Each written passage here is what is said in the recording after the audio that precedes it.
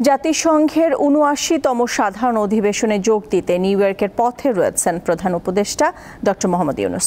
সোমবার ভোর ৫টায় বাংলাদেশ বিমানের বাণিজ্যিক ফ্লাইটে ঢাকা ছাড়েন তিনি। কূটনীতি বিশ্লেষকরা বলছেন, এই সফর অন্যবারের জাতিসংঘ সফর থেকে ভিন্ন। টানা ৩ মেয়াদে ক্ষমতায় থাকার কারণে কর্তৃত্ববাদী শাসক হয়ে ওঠেন শেখ হাসিনা। এরপর গণ আন্দোলনে পরাস্ত হয়ে ক্ষমতা ছেড়ে ভারতে আশ্রয় নেন সাবেক এই প্রধানমন্ত্রী। পট পরিবর্তনে দেশের শাসনভার ন্যস্ত হয় নোবেলজয়ী অর্থনীতিবিদ ডক্টর মোহাম্মদ ইউনূসের কাঁধে।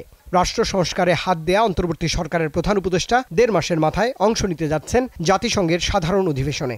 যুগান্তকারী বৈঠকে তিনি মুখোমুখি হবেন আমেরিকার প্রেসিডেন্ট জো বাইডেনের সাথেও।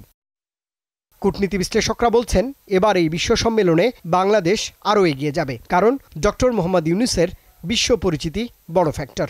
ইউরোপিয়ান ইউনিয়ন বলেন, চীন বলেন, সকলেই কিন্তু এই সরকারটাকে সমর্থন করছে কারণ তারা সকলেই মনে করছে যে বাংলাদেশের সাম্প্রতিক অভিজ্ঞতার আলোকে এখানে একটা টেকসই গণতান্ত্রিক প্রক্রিয়ার যদি চালু রাখতে হয়, সেক্ষেত্রে একটা বড় ধরনের সংস্কার প্রয়োজন এবং সেই সংস্কারের সেই সুযোগটা তাদের দেওয়া উচিত এবং এই সরকার সেই লক্ষ্যেই কাজ করছে, কাজে তাদেরকে সমর্থন করা উচিত। এই সফরে আমি মনে করি না ডক্টর ইউনূসের কোনো চ্যালেঞ্জ আছে।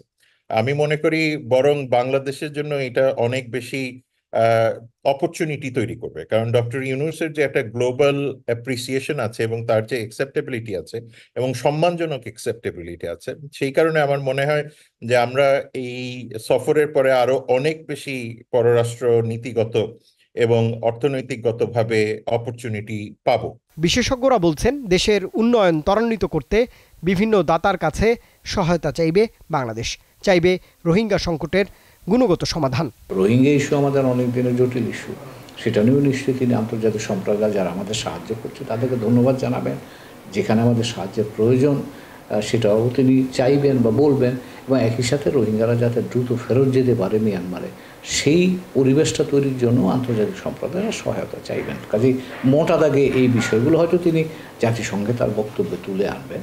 আগামী ২৭ সেপ্টেম্বর প্রধান উপদেষ্টা জাতিসংঘের সাধারণ অধিবেশনে বক্তৃতা দেবেন। নিরাপত্তা ও গণমাধ্যম সহ প্রধান উপদেষ্টার সফরসঙ্গী হিসেবে রয়েছেন ৫৭ জন। রুবায়েত হাসান, দীপ্ত সংবাদ, ঢাকা।